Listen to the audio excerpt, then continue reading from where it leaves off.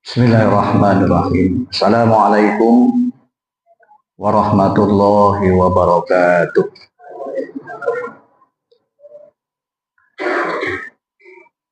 Alhamdulillah allazi arsala rasulahu bilhuda wa dinil haqq liyuzhirahu 'alad din kullihi wa kafa billahi syahida. Asyhadu an la ilaha illallah wahdahu la syarikalah wa asyhadu anna Muhammadan abduhu wa rasuluhu la nabiyya ba'da.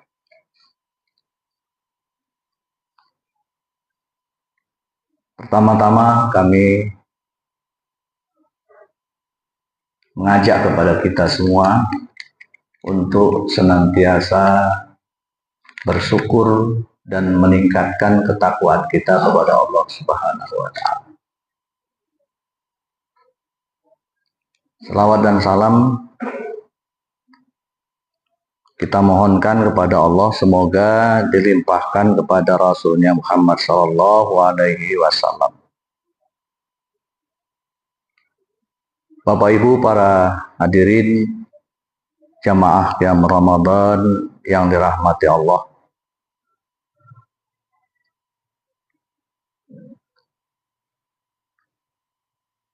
Kita lanjutkan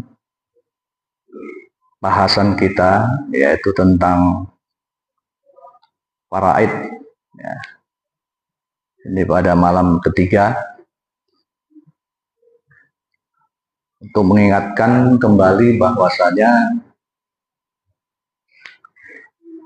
ilmu faraid ini sangat penting untuk dipahami dan memang agak rumit. Ya. Sehingga sangat sedikit sekali bahasan-bahasan faraid ini dalam kajian-kajian, kecuali dalam pendidikan, ya, sekolah ataupun kuliah, bahwa hukum faraid ini memang memerlukan pemahaman dan kesadaran ketaatan kepada Allah Subhanahu wa Ta'ala, karena menyangkut persoalan hak-hak, ya. Masalah harta yang sesungguhnya harta ini sangat begitu akrab sekali, ya. Sangat digandrungi oleh manusia, sehingga kadang-kadang karena pengaruh harta ini kita lupa dengan aturan-aturan Allah Subhanahu wa Ta'ala. Yang lalu kita sudah membahas sebab-sebab waris mewarisi, ya. Yaitu karena pernikahan, karena kerabat atau nasab, dan kita sudah jelaskan pula hal-hal yang bisa menghalangi waris mewarisi, yaitu karena pembunuhan. Pembunuhan, tentunya pembunuhan ini pembunuhan yang disengaja, ya. Motif yang disengaja, mungkin ingin mendapatkan harta warisan atau hal-hal yang lain, ya. Tapi memang disengaja, karena dalam Islam itu ada pembunuhan yang sengaja, mirip sengaja, tidak sengaja. Jadi kalau tidak sengaja atau mirip sengaja, maka itu tidak menghalangi, ya, waris mewarisi. Kemudian perbedaan agama, ya. Ketika pembagian waris itu, ya, di antara kerabat atau suami istri itu murtad, ya, atau sebaliknya. Sekarang kita akan membahas masalah-masalah yang berkenaan dengan harta yang harus kita keluarkan dulu sebelum harta waris itu dibagi. Namun perlu diingat bahwa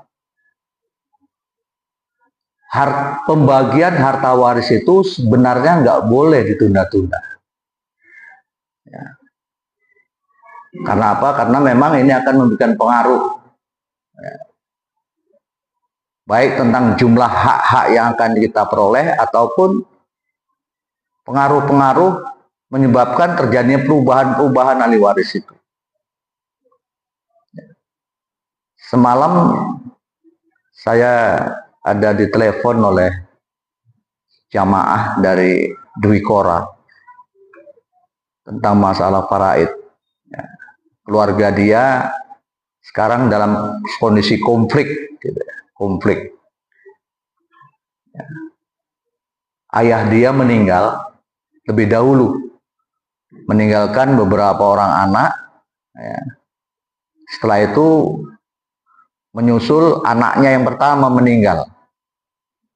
Anak yang pertama ini punya anak juga, jadi cucunya yang mati. Cucu dari yang mati. Harta nggak dibagi-bagi 10 tahun yang lalu. Nah, sekarang dibagi. Sekarang dibagi, mereka yang hidup itu mengklaim bahwasanya anak yang pertama itu nggak mendapat harta warisan. Nah, ini ya. Dan sesungguhnya sudah memang meninggal kan, tinggal cucu. Cucunya menuntut, cucu nggak berhak memperoleh harta warisan karena masih ada anak.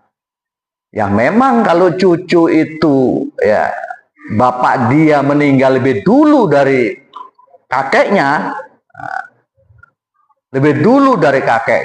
memang betul nggak dapat. Ya, seperti saya, anak saya kan meninggal, yang nomor 1, meninggalkan anak laki-laki 2, anak perempuan 1. Ya.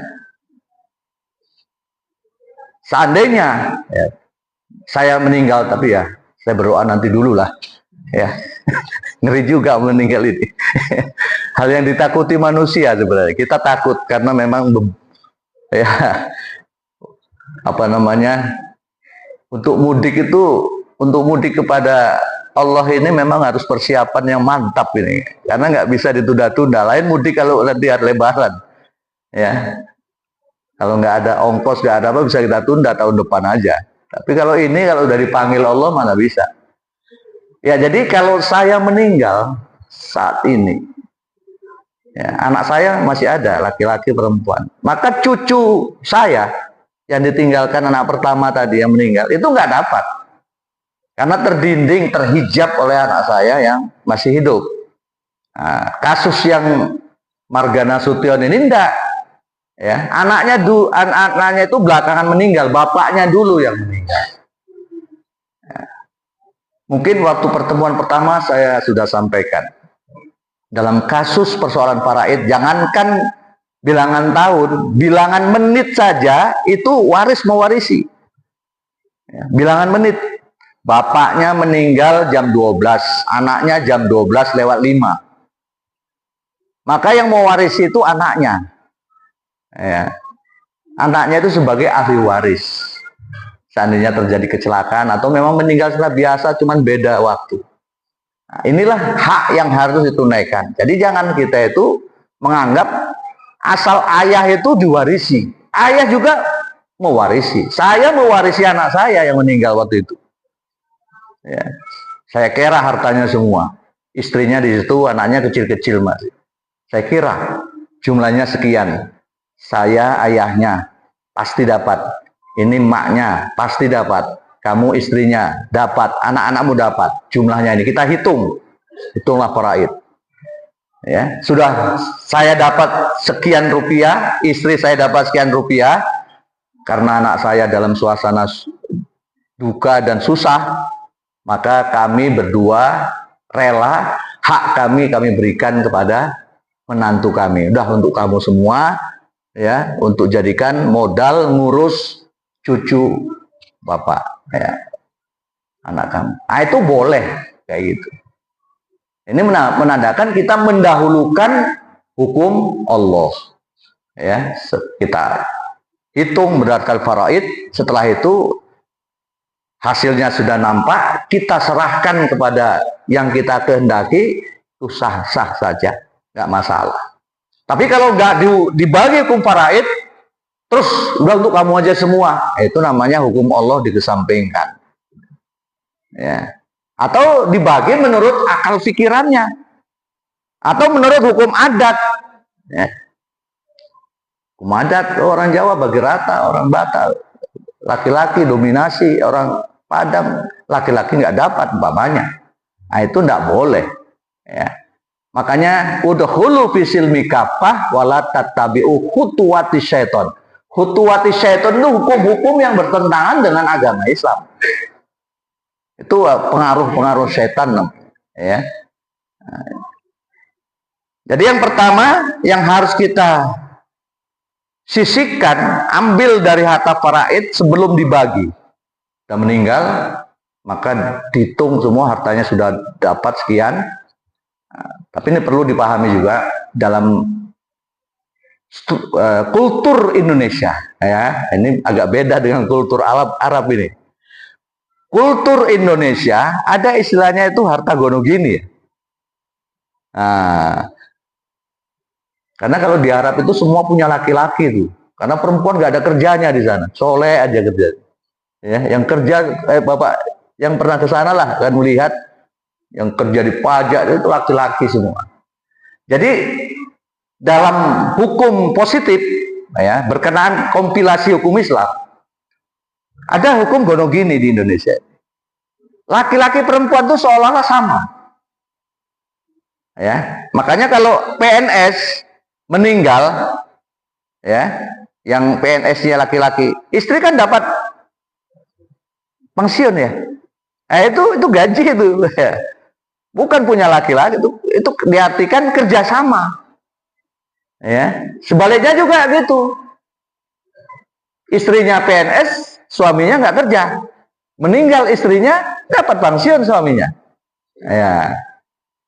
Di sini ada perbedaan kultur gono gini. Jadi ada semacam harta bersama di dalam kehidupan rumah tangga. Harta bersama. Ya, harta bersama. Ada harta bawaan. Nah, ini beda. Contoh ya. Ini harus kita bedakan. Harta bawaan. Saya menikah kepada seorang perempuan. Dia mendapatkan harta faraid dari keluarganya. Kan bawaan namanya. Belum nikah sudah dapat. Jumlahnya 10 M. Karena banyak itu saya pun tertarik lah dengan perempuan itu. Ya kan? Ya, itu namanya laki-laki cerdas itu. Cari perempuan kaya. Ya Pak. Bahkan laki-laki bodoh kalau mencari perempuan yang miskin. Tapi kan ini kondisional ya. Kondisional. Ya kadang-kadang kemiskinan itu menjadikan dia hibah dan cinta. Kan gitu kan. Tapi ini memang cerdas lah untuk ekonomi itu. Ya. Yang kerja di fakultas ekonomi selalu mencari kayak gitu. Jadi ketika saya menikah, ya kita sudah selama satu malam kan kajian. Akad nikah itu efek hukumnya adalah waris mewarisi. Setelah akad nikah, meninggallah istri saya itu. Dia punya harta bawaan. Ya. Dan kebetulan belum punya anak.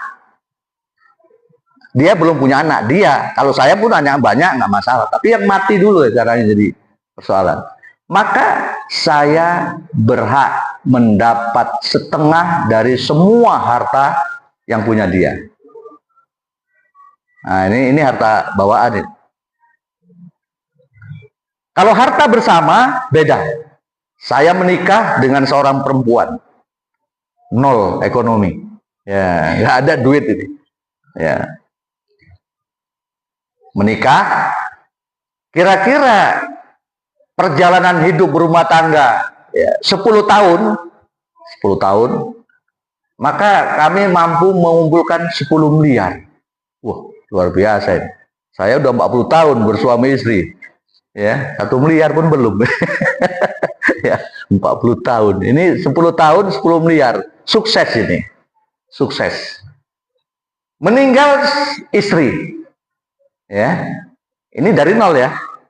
Meninggal istri. Maka harta sebelum dibagi, dibagi 2 dulu. 5 miliar itu hak istri, 5 miliar hak saya. Itulah gonogini tadi. Ya. Maka yang dibagi sebagai faraid mana? Yang 5 miliar. Yang 5 miliar itulah hak harta faraid. Ya, sudah dibagi. Ya. Sama kasusnya, kalau seandainya yang mati saya juga, maka harta pun dibagi 2 dulu. 5 miliar punya saya, 5 miliar punya istri. Yang 5 miliar punya saya itu jadi faraid, istri dapat juga. Ya, istri dapat juga yang dari 5 miliar tadi. Ya, kalau kondisi saya itu punya anak kandung, maka istri berhak mendapat 1/8. Kalau kondisi saya tidak punya anak, ya, maka istri saya dapat 1/4 dari 5 miliar harta saya. Setelah dibagi 2 karena harta bersama. Nah, ya, paham ya Bu ya? Ini pelan-pelan aja ini. Ya, masalah duit ini payah ya. Ya.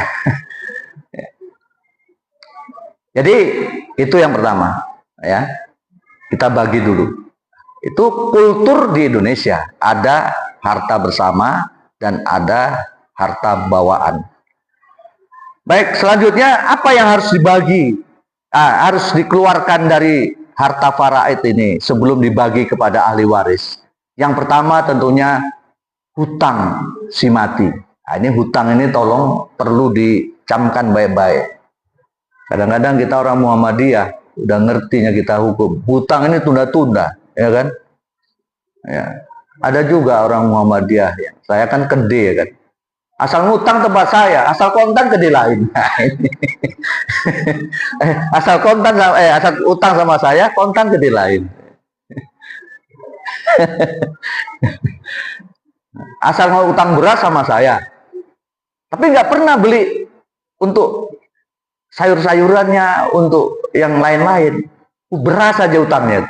Jadi apakah makan beras saja, nasi saja, ya kan? Kan dia ada perlu gula, perlu bawang, macam-macam. Tapi yang utang itu beras saja, nggak pernah belanja lain kecuali utang beras. Nah, ini kan nggak boleh juga lain. Ini konsumen nggak adil namanya.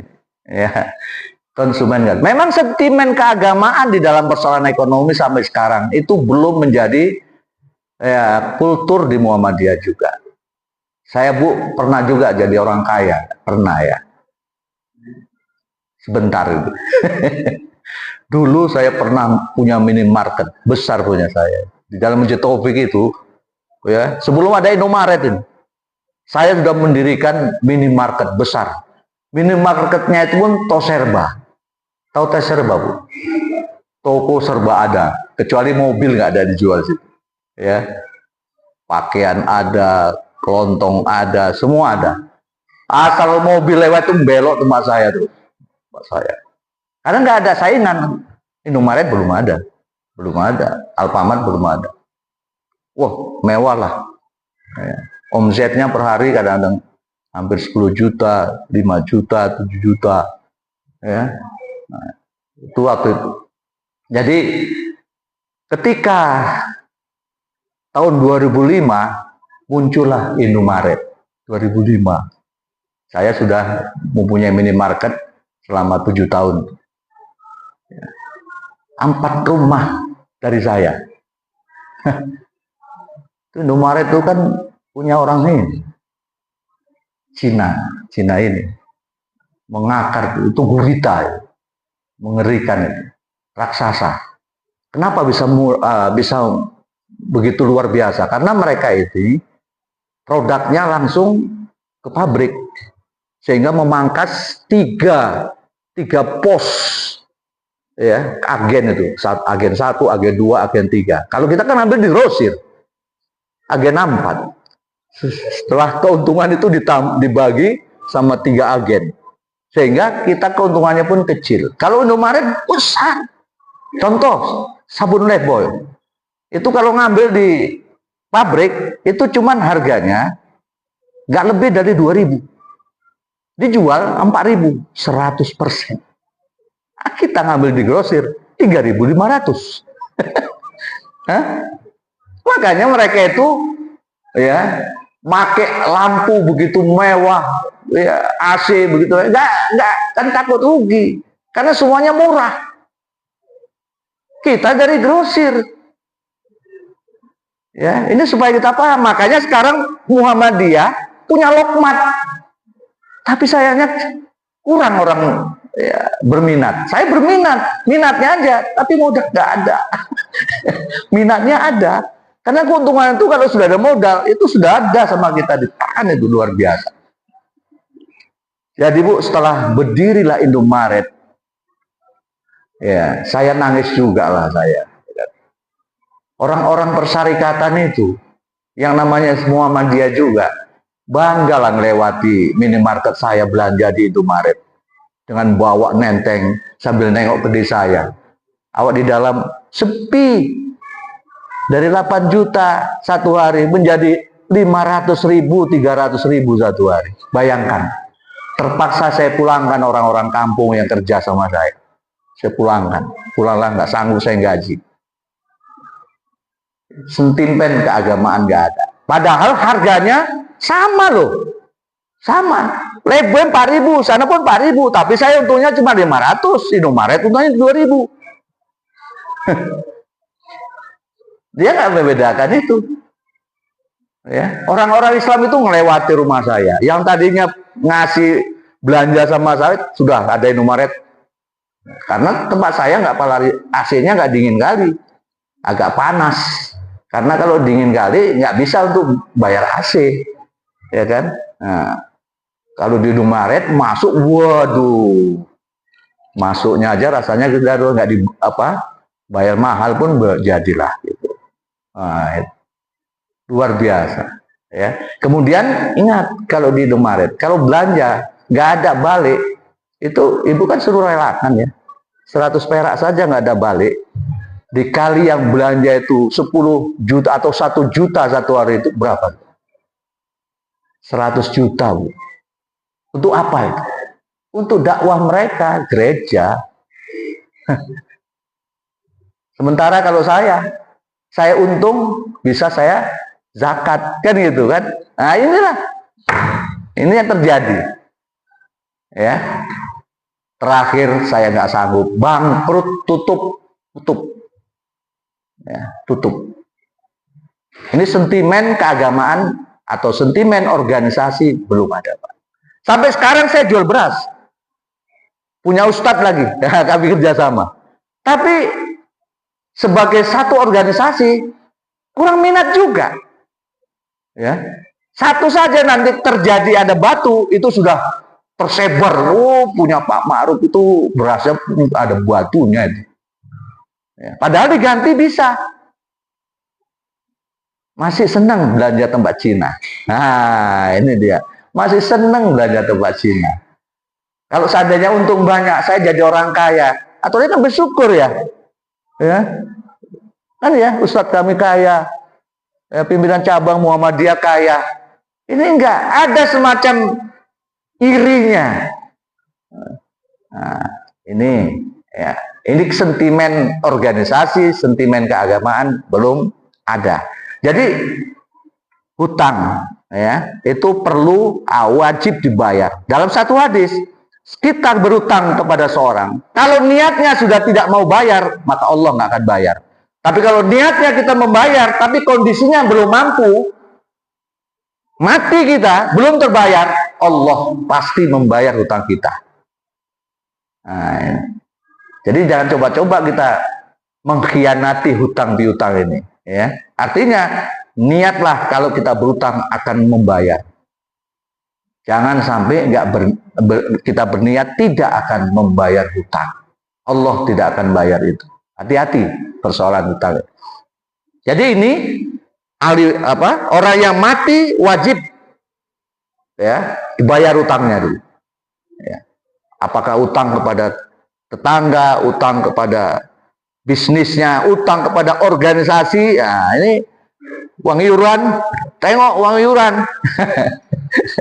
Ya, banyak kadang-kadang nunggak, bahkan kita sebagai pimpinan kadang-kadang terpaksa, apakah ini salah atau enggak, memutihkan. Kok bisa memutihkan? Boleh apa enggak, Pak? Nah, ini ya. Nah, karena sudah 10 tahun uang organisasi nggak dibayar. Dia sudah awalnya udah menyetujui, kita Pak berorganisasi Muhammadiyah harus bayar uang iuran 1 tahun itu 5.000, tapi nggak dibayar-bayar. Kalau memang kondisi kita nggak mampu bayar, ya bilang aja. Tapi kalau mampu bayar tapi nggak mau bayar, itu hutang, wajib dibayar. Hutang organisasi juga. Ya. Kepada siapa saja yang namanya hutang wajib dibayar, termasuk kepada istri wajib dibayar. Ya. Nah, selanjutnya biaya-biaya penyelenggaraan penyakit dan jenazahnya. Nah, ketika sakit itu berapa biayanya? Keluarkan dari harta yang dia miliki. Karena sakit kan sekarang bayar, ya kan? Bahkan mati pun bayar. Ya. Uangnya banyak. Di sini rumah sakit gak sanggup, Pak, harus ke New York, Pak, di sana lengkap. Sampai sana mati, kan bayar kan, ya kan? Sampai sana baru di Jarum mati dia, ya. Nah, jadi bukan rumah sakitnya yang bisa menjadikan dia hidup atau terlepas dari kematian. Nah, jangan salah. Cuman kita usaha, ya kan? Usaha. Jadi rumah sakit yang mungkin fasilitasnya lengkap akan bisa menyembuhkan penyakit kita dengan izin Allah, kan itu. Ya, jadi ini dihitung semua harus dikurangi ya biaya-biaya penyelenggaraan jenazah. Yang ketiga, wasiat. Ya. Wasiat si mati. Wasiat ini sebenarnya kalau kita lihat Al-Quran surah Al-Baqarah ya, di dekat masalah puasa itu, kutiba alaikum iza hadara ahadakumul maut intaraka khairanil wasiyati lil walidaini wal akrabin bil ma'ruf haqqan alal muttaqin. Diwajibkan ya, oleh kamu ketika kamu merasa mendekati kematian untuk berwasiat kepada kerabat keluarga kamu, ya itu hak kamu. Nah, sebenarnya ini merupakan ajakan syariat agar kita mau menyedekahkan harta kita. Mungkin ketika kita waktu sehat-sehat sayang kita, tapi ketika kita itu berwasiat yang diambil harta itu setelah kita mati, mungkin kita nggak sayang. Nah, kalau aku mati nanti, ya sekian juta hartaku serahkan kepada Masjid Taqwa Kampung Durian, kan setelah mati. Berarti kan nggak ada kerugian namanya kan? Itu kan disuruh. Itu pun kadang-kadang orang sayang, padahal nggak rugi sama dia, nggak rugi. Wasiat itulah sebagai meminimalisir kecintaan terhadap harta. Ya kan? Kalau gini kita masih butuh kan? Tapi kalau wasiat kan kita nggak tahu, setelah mati baru diambil. Dan kematian itu menghapuskan segala kelezatan harta yang kita miliki, baru diambil. Itu pun kadang-kadang kita nggak mau lakukan. Ya, sekarang ini yang suami istri yang umurnya seperti saya, hampir 70 ini, sebaiknya wasiat lah. Dek, kalau aku mati, ya, entah duluan saya, entah kamu. Ya, kalau kamu duluan, saya nggak apa-apa. Kalau saya belakangan pun nggak apa-apa. Ya, kalau kamu duluan, saya ikhlas. Ya. Tapi pun kalau abang belakangan, ya kamu harus ikhlas, ya kan gitu. Jadi itu seharusnya diungkapkan. Nanti kalau aku mati, kan ada harta warisan. Sedikit banyak kan harus dibagi. Tapi sebelum dibagi, tolong kurangi dulu berapa. Ya sewajarnya dengan harta yang kita miliki. Coba nanti 10 juta keluarkan untuk amal jariah ya bagi saya. Kan nggak ngurangi, ya kan? Kalau sekarang kan harus dikeluarkan, sayang kan? Tapi kalau sudah wasiat, sudah mati. Jadi infak setelah mati ini pun kadang-kadang nggak dilakukan oleh orang Islam. Padahal dalam Al-Quran jelas, kutiba alaikum iza hadara ahadakumul maut in taraka khairanil wasiyati. Nah, jadi boleh nanti pulang dari sini wasiat-wasiat, ya. Kayak buang apa namanya? Buang apa namanya? Kayak mati aja kau tahu, gitu. Ya memang iyalah. Tapi kan mati itu dekat. Siapa bilang mati itu jauh, ya kan? Nah, dekat sudah mati itu. Ya, wasiat. Dan wasiat sebagaimana kasus, ya, apa namanya? Sa'ad bin Ubadah, ya. Beliau pernah akan memberikan hartanya kepada Rasul. Ya Rasul, harta saya berikan 2/3. 2/3. Rasul bilang, jangan. 1/2, jangan. Ya, 1/3 udah memadai. Boleh. Ya. Lebih bagus, ya. Selebihnya itu kamu berikan sama ahli warismu, sehingga mereka itu nanti menjadi sejahtera dan tidak meminta-minta. Nah, jadi jangan banyak-banyak pula wasiat. Nggak boleh. Nggak boleh melebihi dari harta warisan yang kita, 1/3 dari harta warisan yang kita miliki. Ya. Ketika berlebih, dihitung, batalin. Harus 1/3. Karena itu wasiat yang bertentangan dengan syariat, harus dibatalin. Contoh lagi, aku kalau mati tolong dikuburkan di ini, Jalan Sutomo Ujung, ya. Nanti sudah meninggal, saya di beton, ya, dengan marmer yang mahal, ya. Boleh. Haram hukumnya. Naha Rasulullah SAW ayyuban al-kubra wa ya'adahu alaih. Haram membangun kubur. Tapi tengoklah, merengkelnya umat Islam dikasih tahu. Ada manfaatnya nggak itu? Nggak ada sedikit pun sama si mati. Nggak ada manfaatnya, malah dilarang. Berdosa dia mengeluarkan uang itu. Mendingan kalau dikeluarkan untuk anak yatim, untuk buat rumah sakit. Seluruh Medan ini mentreng rumah sakit kita. Bayangkan satu kubur mamanya 1 juta, kalikan juga. Di beton-beton itu, di marmer itu. Masih dibangun juga. Alasannya, Pak, nanti kalau aku ziarah hilang kemana? Kemana aku ziarahnya? Ziarah, Bu, nggak mesti di hadapan pusara keluarga kita. Ya, nggak ada keluarga kita ziarah kubur pun itu sah. Ya, nggak nampak, ya berdoa saja, sah, nggak mesti di hadapannya. Hilang kenapa? Ya gantian dong. Itu kan tanah wakaf. Tanah pribadi aja nggak boleh dibangun, apalagi tanah wakaf. Ya, tanah pribadi. Nanti kalau aku mati, tolong dibangun di muka rumah saya, di beton, nggak boleh. Karena larangan itu membangun kubur, nggak boleh di mana saja. Ini tanah wakaf. Ketika ada orang meninggal lagi, sekarang udah bingung karena penuh. Ya, terpaksa dibawa ke tembung sana. Sudah penuh di sini. Nah, ini karena kita melanggar aturan. Ya. Terakhir, harus diberikan dulu zakat ketika harta itu, ketika dia masih hidup, zakat dia, dan sampai haulnya. Haul. Harta itu sudah 1 tahun belum dizakati, mati dia. Diambil zakatnya itu, karena itu hak Allah. Khudz min amwalihim shadaqatan tutahhiruhum wa tuzakkihim biha. Ya. Al-Anbiya ayat 103, ya. At-Taubah ayat 103. Ambil. Nah, ambil ini adalah pemerintah atau kita, lazismu, boleh. Pak, mana zakatnya? Mari. Nah, ngambil sebagai zakat. Ya, untuk membersihkan hartamu dan jiwamu, ya, agar kamu bersih. Ya. Nah, ini hal-hal yang harus dibagi sebelum harta warisan dibagi kepada yang berhak, itu ahli warisnya.